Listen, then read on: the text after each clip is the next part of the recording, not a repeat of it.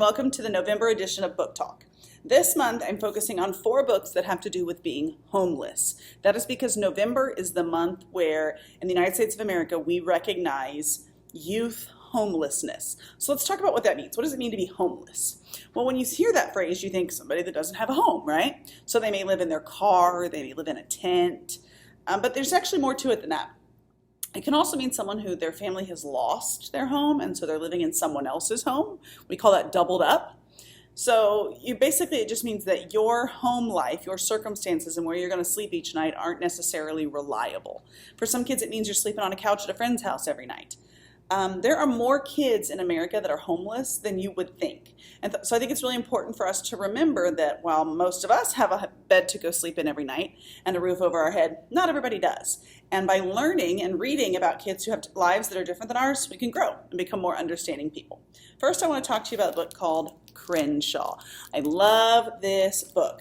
The main character's name is Jackson. The author's name is Catherine Applegate, and I absolutely love this author. So Jackson and his family are falling on hard times again. It's very likely that they're going to lose their house and have to live in their van for the second time.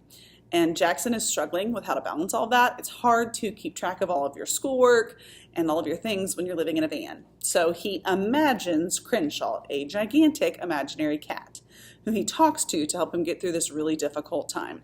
Really sweet story, and I love the character Crenshaw and how he helps Jackson get through the struggles of being homeless.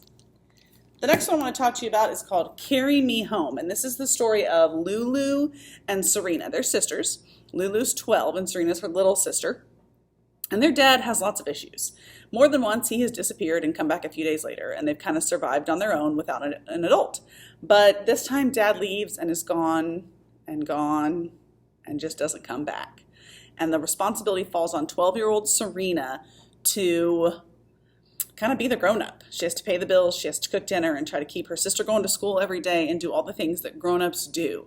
And it's not such a fun job. It's really hard to be 12 years old and have to think of all the things that adults think of to keep you guys going and warm and safe and fed. So really, really interesting story about trying not to end up homeless. This one is Carry Me Home.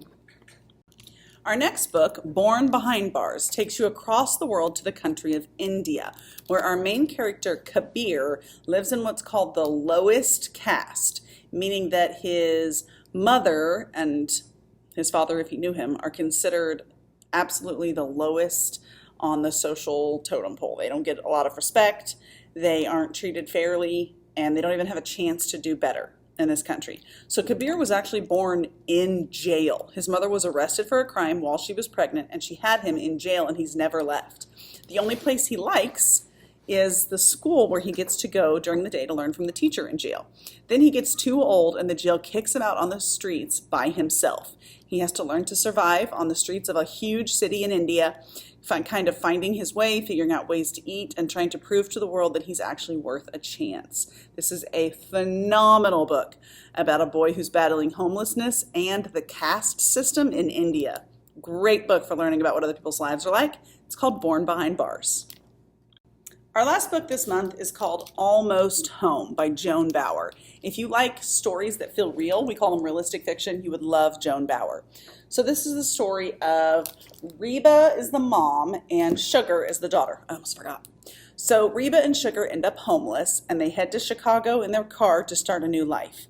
But not long after getting there, Reba has kind of a mental breakdown, and Sugar ends up in the foster care system, bouncing around from home to home. She doesn't know if her mom's going to be okay, and she feels really alone. She ends up reaching out to her former teacher in her old town, who encourages her to write her feelings down in poems. And she uses her poetry to work through these extremely difficult situations that she's in. She misses her mom. She's worried about her mom. She's having trouble in the foster care system. Very, very difficult time in a young girl's life.